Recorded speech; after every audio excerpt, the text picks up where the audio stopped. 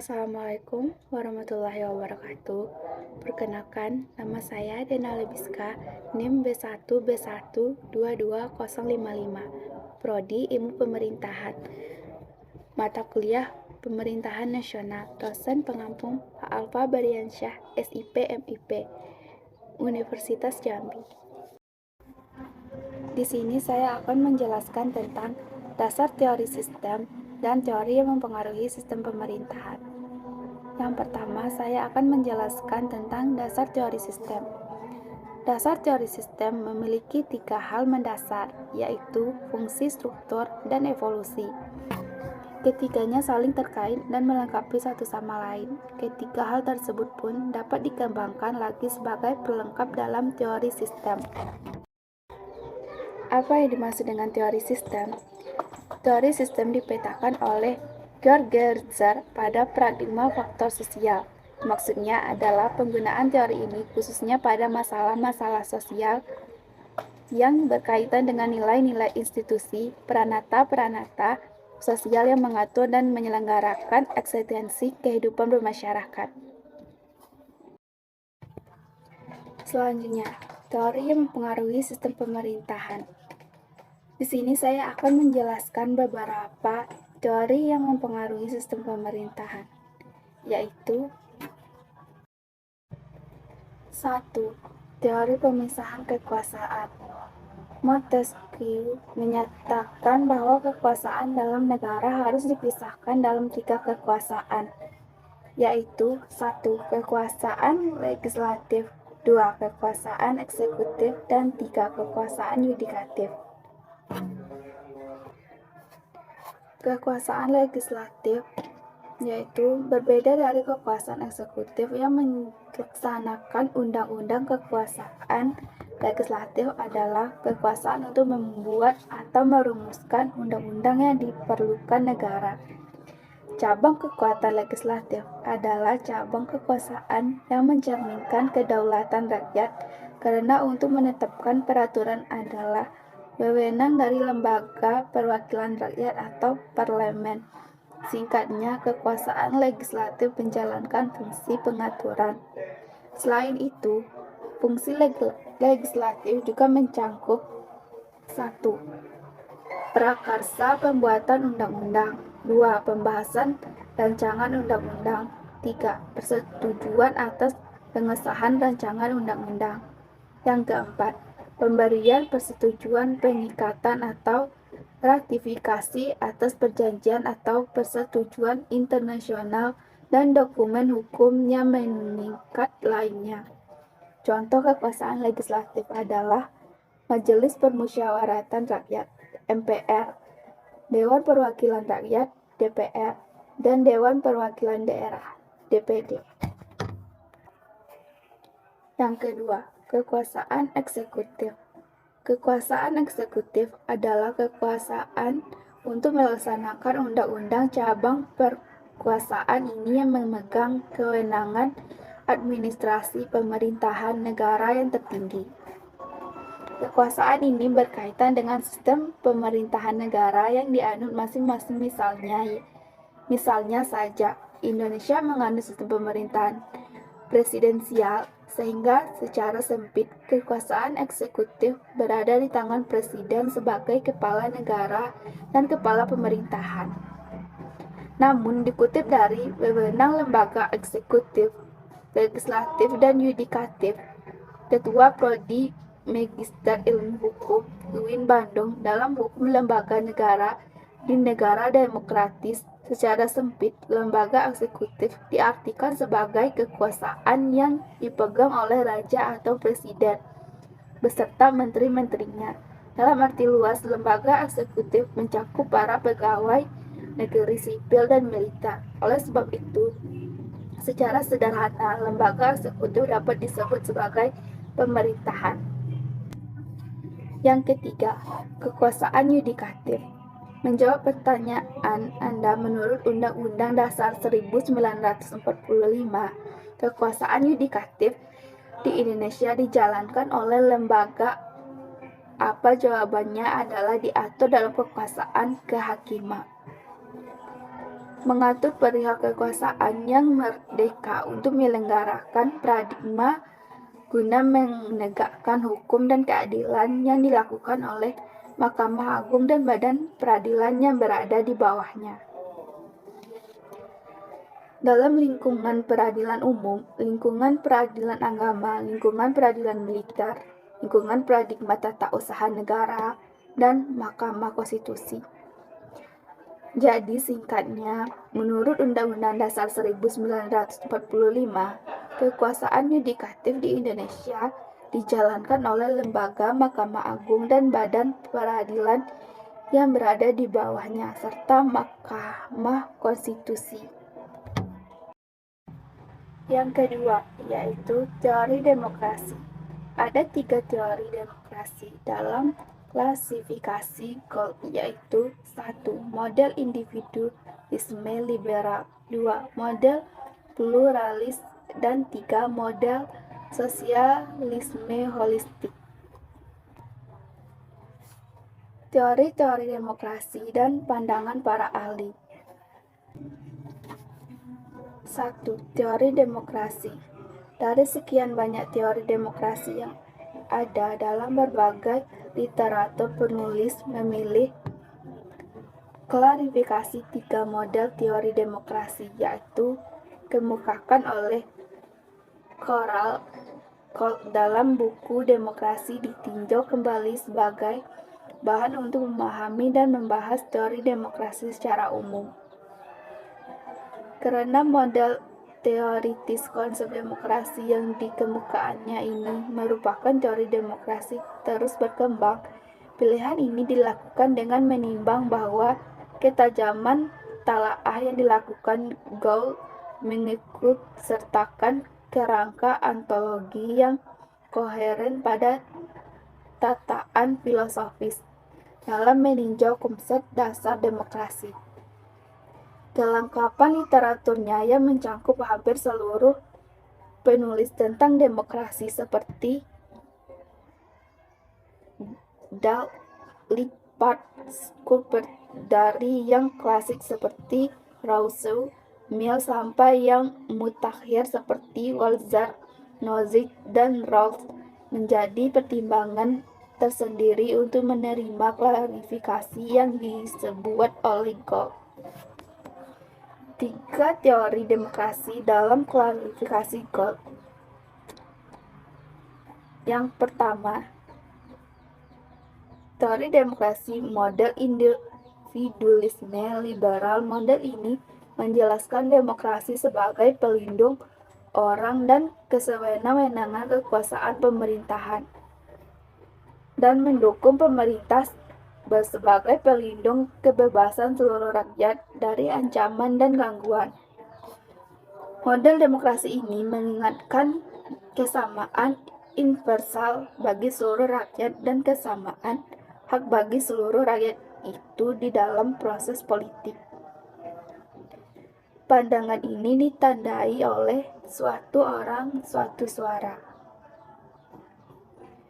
Teori demokrasi dari kaum pluralis merupakan model teoritis yang muncul dalam tulisan para teoritisi seperti Madison, Dawes, dan Bergson. Teori ini merupakan kebalikan dari individualisme abstrak yang menekankan kepentingan pribadi individu-individu yang sangat lepas.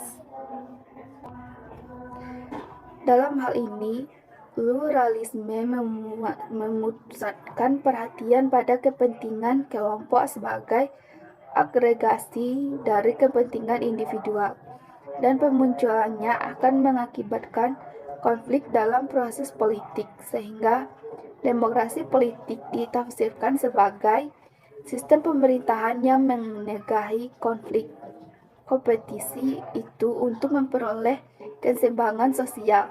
Menurut teori ini, demokrasi politik memaksimumkan terwakilnya individu-individu yang kepentingannya mungkin tidak akan diwakilkan secara memadai oleh kekuasaan kelompok tempat ia bergabung. Teori ini juga menyatakan bahwa Pluralisme melindungi kebebasan memiliki para individu dengan menyediakan alternatif-alternatif politik yang mampu mewakili pluralitas kelompok kepentingan ataupun partai. Hubungan-hubungan sosial yang merupakan konsekuensi model ini lebih merupakan hubungan antar kelompok daripada hubungan individu. Hubungan-hubungan ini bersifat eksternal dalam arti setiap kelompok mendefinisikan sesuatu dengan merujuk pada kepentingan yang tepat atau baku, yang pada dasarnya tidak berubah ketika berlangsung hubungan dengan kelompok lain. Model pandangan yang ketiga, sosialisme holistik, merupakan salah satu pendekatan yang menekankan demokrasi ekonomi dan muncul untuk menanggapi ditolaknya kenyataan hubungan sosial dan ekonomi yang ditelantarkan oleh individualisme liberal. Pandangan umum ini diwakilkan oleh dua jenis teori utama. Teori yang pertama cenderung memahami demokrasi ekonomi sebagai cara pendistribusian barang dan kesempatan secara lebih adil dalam konteks bentuk-bentuk demokrasi politik. Ini lebih merupakan pandangan liberal daripada sosialis. Teori yang kedua menekankan perlunya demokrasi dalam mengendalikan produksi maupun distribusi secara tradisional ini. Teori sosialisme yang umumnya. Mengenai kedua teori itu, Gold menilai bahwa demokrasi liberal lebih menekankan partisipasi individu dalam proses pembuatan keputusan bagi kehidupan ekonomi maupun politik. Walaupun tujuan akhir keadilan sosial, mengenai teori sosialisis kebalikan memahami komunikasi atau masyarakat keseluruhan sebagai yang utama dan melihat bentuk-bentuk pemerintah atau politik sebagai hal yang berbeda di bawah kehidupan ekonomi. Konsep demokrasi ekonomi yang holistik inilah yang menjadi tulang punggung dari teori sosialisme holistik itu.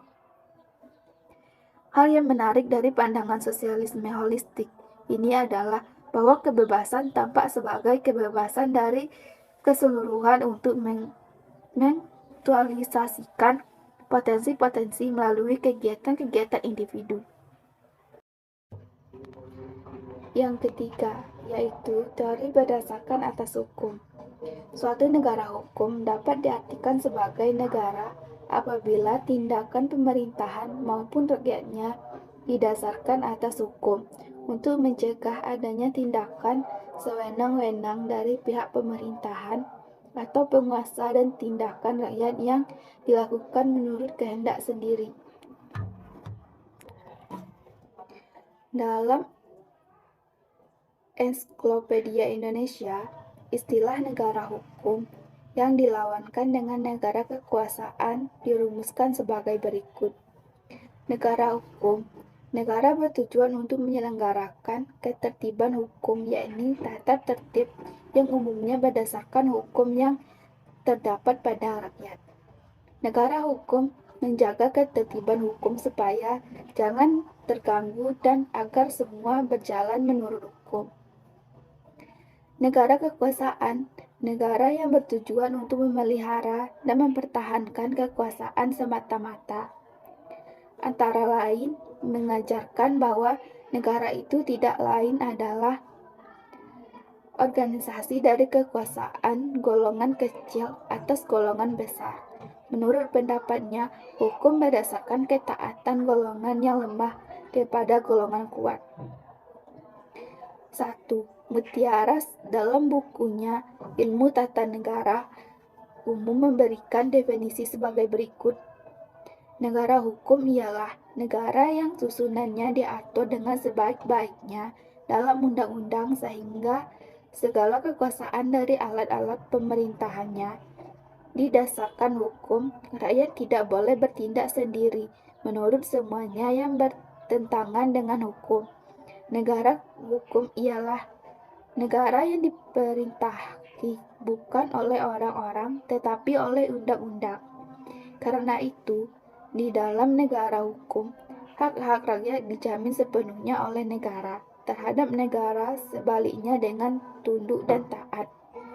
Di sini pengertian negara hukum dihubungkan dengan organisasi inter dan struktur negara yang diatur menurut hukum.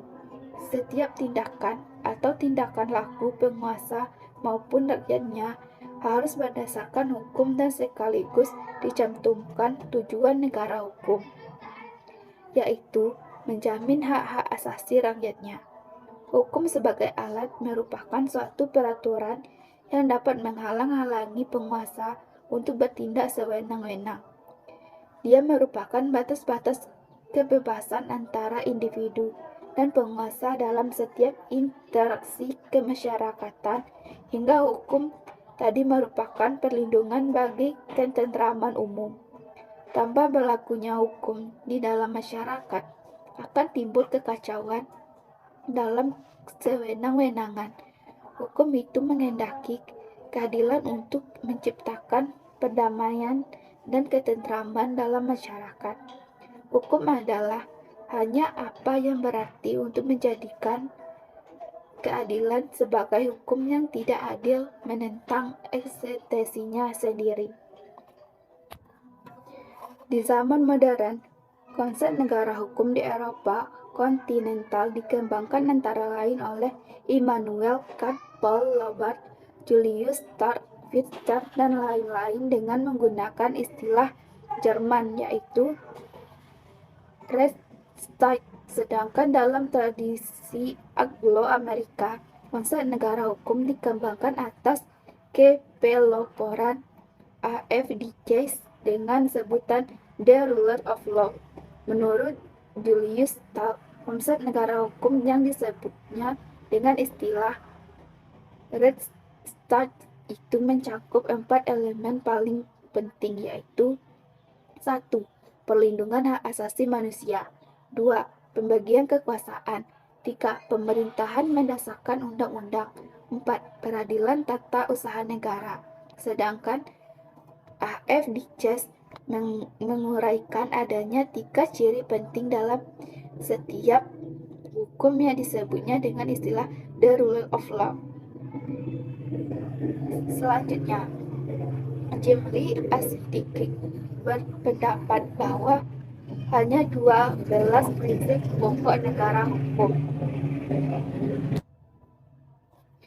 yang berlaku di zaman sekarang. Ke-12 prinsip pokok tersebut merupakan pilar-pilar utama yang menyelenggarakan terdiri tegaknya suatu negara modern, sehingga dapat disebut sebagai negara hukum, ataupun adanya dalam arti yang sebenarnya. Ke-12 prinsip pokok tersebut adalah 1. Supremasi hukum. 2. Persamaan hukum. 3. Asas legalitas. 4. Pembahasan kekuasaan. Yang kelima, organ-organ eksekutif independen. 6. Peradilan bebas dan tidak memihak. 7. Peradilan tata usaha negara. 8. Peradilan tata negara. Yang ke-9, perlindungan hak asasi manusia. Ke-10, bersifat demokratis. 11. Berfungsi sebagai sarana mewujudkan tujuan bernegara. Dan yang terakhir, yaitu transparansi dan kontrol sosial. Yang keempat, yaitu teori negara berkonstitusional. Negara konstitusional adalah suatu negara yang melindungi dan menjamin terselenggaranya hak-hak asasi manusia dan hak-hak sipil lainnya, serta membatasi kekuasaan pemerintahan secara berimbang antara kepentingan penyelenggaraan negara dan warga negaranya.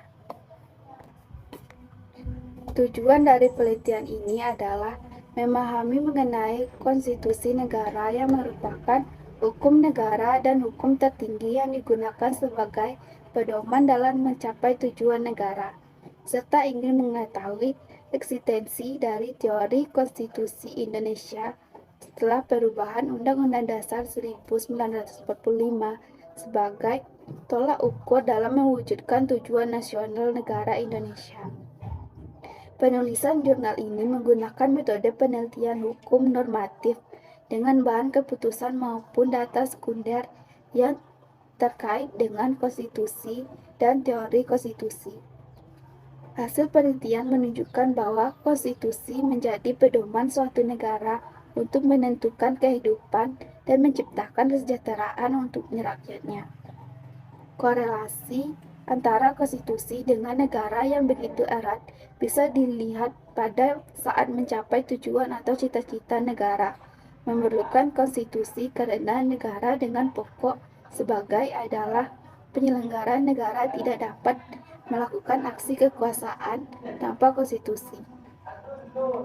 Sedangkan teori konstitusi yang terkandung tersebut membawa restorasi dalam pelaksanaan penyelenggaraan suatu negara dan kekuasaan pemerintahan dan pendekatan nilai-nilai demokrasi, hak asasi manusia, keadilan, dan pemisahan kekuasaan untuk menghindari kekuasaan negara yang absolut.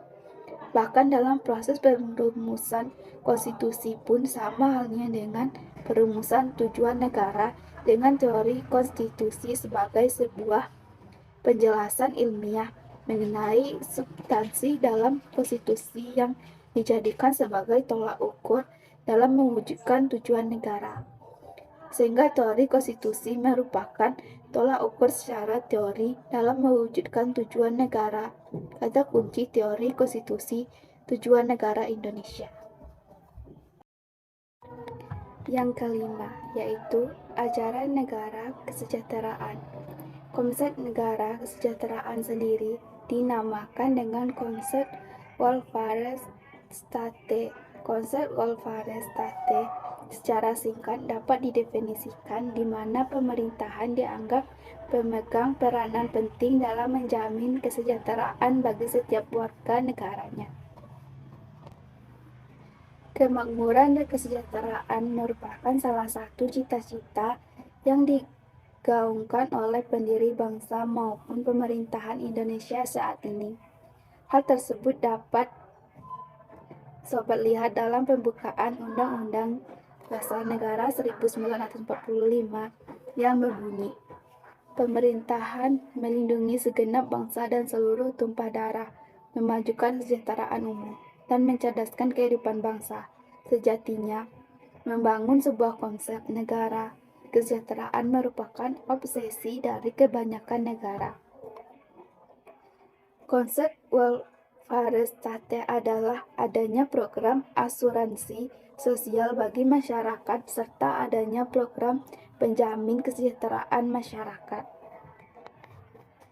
Penerapan konsep welfare state tak terbatas pada ideologi maupun sistem konstitusi yang dianut oleh suatu negara tertentu, karena terlepas dari ideologinya, paling tidak suatu negara menyelenggarakan beberapa fungsi diantaranya guna menjaga ketertiban negara, menjaga kesejahteraan, serta kemakmuran, pertahanan, dan yang terakhir keadilan. Terkait dengan penerapan konsep welfare state di Indonesia menurut Undang-Undang Nomor 40 Tahun 2004 tentang Sistem Jaminan Nasional, maka menjadikan terkait dengan penerapan konsep welfare state di Indonesia tentang sistem jaminan nasional, maka menjadikan Indonesia condong dalam arah penerapan konservatif institusionalistis welfare state. Hal tersebut menyiratkan bahwa Indonesia melalui pemerintah akan menyelenggarakan program jaminan nasional yang berlaku untuk seluruh warga negara melalui berbagai macam kebijakan yang ada bagi kalangan masyarakat yang dinilai kurang mampu. Memang dapat dilihat bahwa secara konstitusional maka Indonesia menganut welfare state, namun jika dilihat secara realita di lapangan, maka kesejahteraan sesungguhnya sesuai dengan konsep awal welfare state semakin bias Pasalnya, dari seluruh undang-undang maupun pasal yang ada di Indonesia, tak jarang hanya sebatas aturan tertulis yang tidak diimplementasikan secara penuh. Disinilah tanggung jawab serta peran negara dituntut untuk menciptakan negara yang sejahtera atau welfare state (NBP). Yang terakhir, yaitu ajaran sistem pemerintahan. Sistem pemerintahan berasal dari gabungan dua kata, yaitu sistem dan pemerintahan. Kata sistem dalam bahasa Inggris mengandung makna yaitu system, yang berarti tatanan, susunan, jaringan, dan cara. Sedangkan istilah sistem dalam bahasa Yunani, sistema, mengandung pengertian satu, sebagai keseluruhan yang tersusun dari banyak bagian. Dua, hubungan yang berlangsung antara satuan-satuan atau komponen-komponen secara teratur. Sistem pemerintahan negara. Bentuk negara dan susunan negara. Monarki, republik. 1. Monarki. Negara dengan bentuk monarki atau kerajaan, maka kepala negara diangkat dari garis keturunan raja terdahulu yang secara turun-menurun mewarisi tahta berdasarkan hubungan darah. Yang kedua, republik. Negara yang berbentuk republik, kepala negaranya disebut presiden. Pemimpin atau kepala negara dari suatu republik tidak merupakan kedudukan yang dapat diwariskan secara turun-temurun, melainkan dia dipilih dalam satu pemikiran umum dalam suatu negara yang berdasarkan demokrasi. Pemilihan dilakukan secara langsung, umumnya dan rahasia, dengan maksud agar dapat dipilih seseorang kepala negara yang berkualitas secara jujur dan adil. Prinsip asas bernegara. Prinsip atau asas negara yang menjadi objek studi hukum tata negara meliputi konsep atau bangunan yang bersumber perasaan dan akal pikiran bermasyarakat yang membentuk pandangan hidupnya.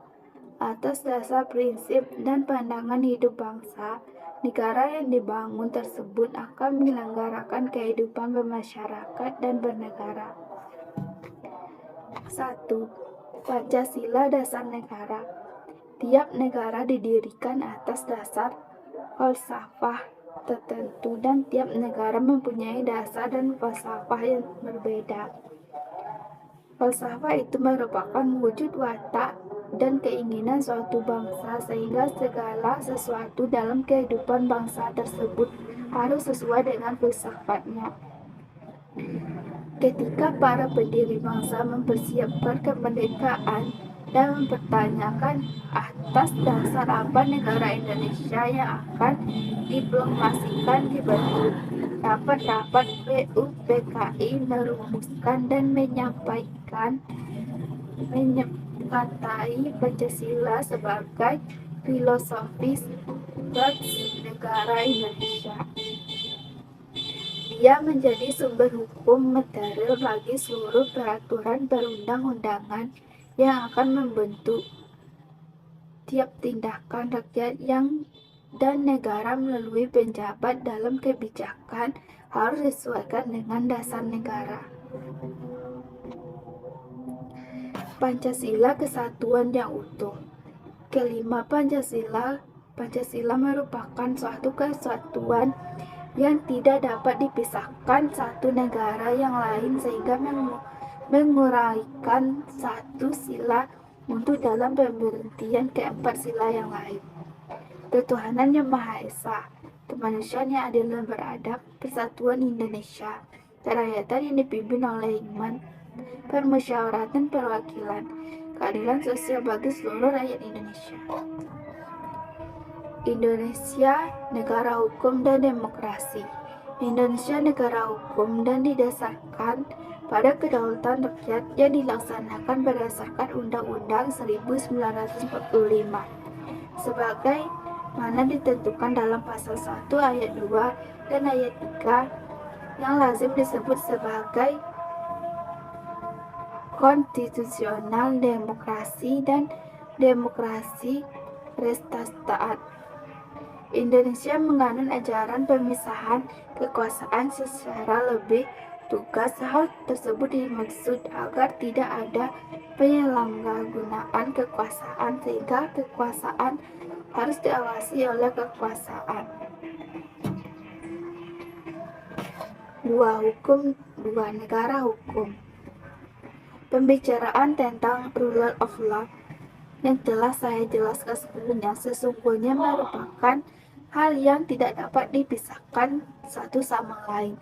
Sistem hukumnya merupakan bangunan dalam supremasi hukum sebagai komponen konsepsi. Merupakan suatu sistem peraturan yang tersusun dari yang paling rendah sampai ke yang konstitusi yang ditempatkan paling tinggi. Prinsip konstitusionalisme. Prinsip konstitusionalisme modern sesungguhnya menyangkut peraturan dan pembatasan kekuasaan negara, sehingga dinamika kekuasaan proses pemerintahan dapat dibatasi dan dikendalikan sebagaimana mestinya.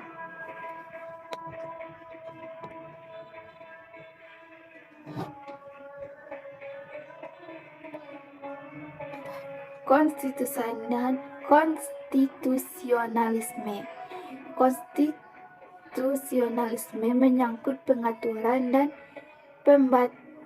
pembatasan kekuasaan negara karena ada hal yang tidak dapat dilakukan pemerintah meskipun sesuai dengan prosedur.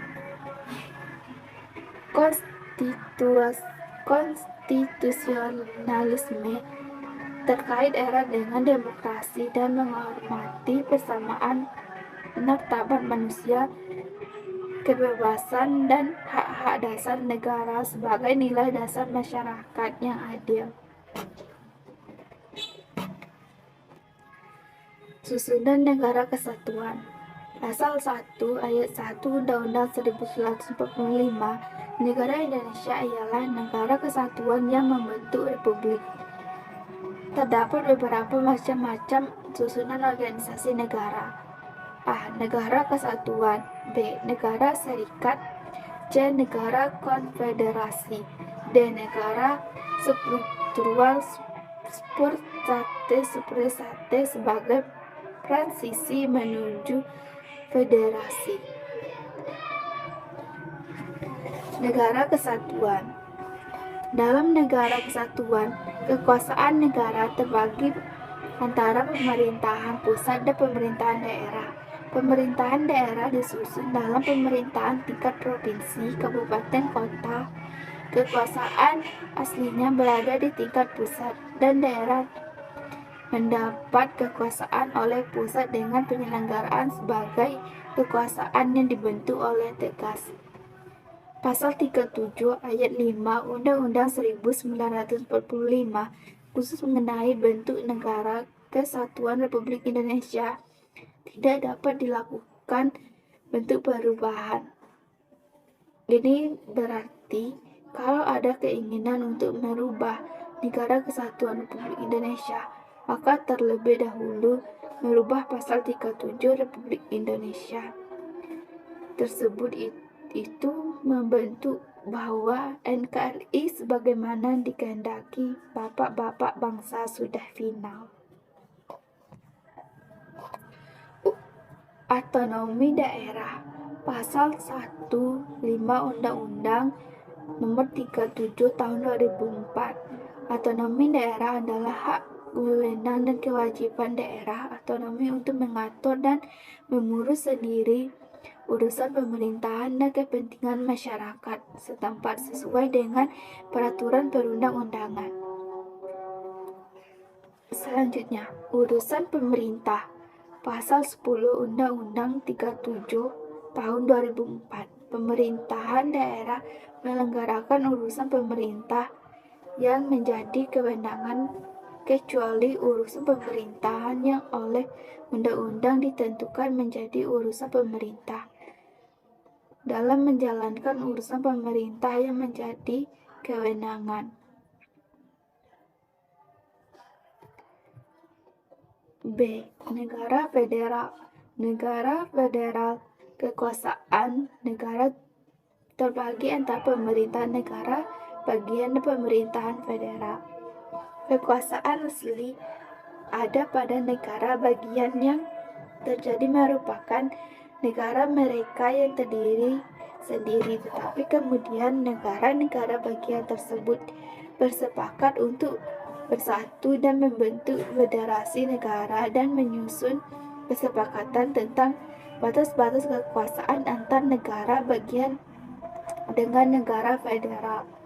Urusan pemerintahan, kekuasaan, dan hubungan luar negara biasanya ditentukan sebagai urusan pemerintahan federal sehingga pemerintahan federal sangat kuat. C. Negara konfederasi. Konfederasi negara adalah persangkutan antara negara-negara yang berdaulat dan mereka yang karena alasan kebutuhan tertentu mempersangkutkan diri dalam organisasi kerjasaan dan longgar. Contoh, setelah Uni Soviet bubar, maka negara-negara mereka bebas Uni Soviet membentuk konfederasi sebagai persekutuan kerjasama yang dan sangat longgar dan menyerupai organisasi kerja sama antar negara secara regional seperti ASEAN.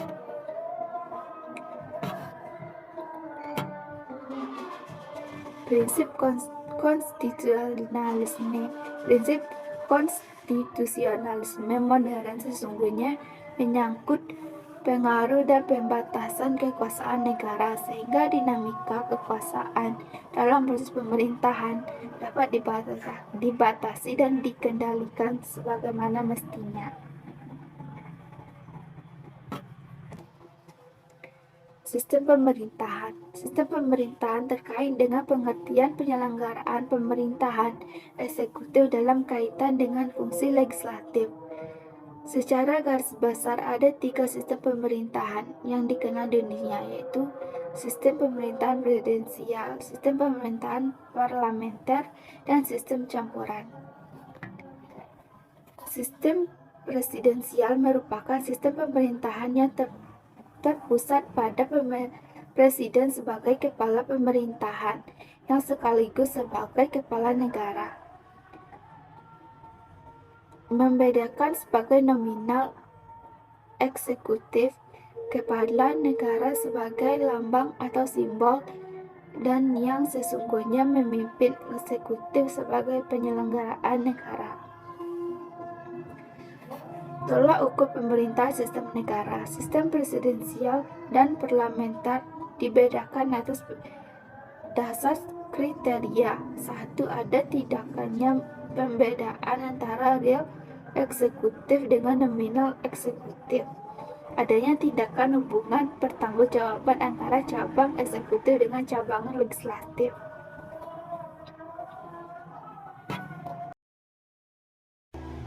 Itulah yang dapat saya jelaskan tentang dasar teori sistem dan teori yang mempengaruhi sistem pemerintahan. Kalau ada kekurangan saya mohon maaf. Saya tutup dengan wabillahi taufiq wal hidayah. Assalamualaikum warahmatullahi wabarakatuh.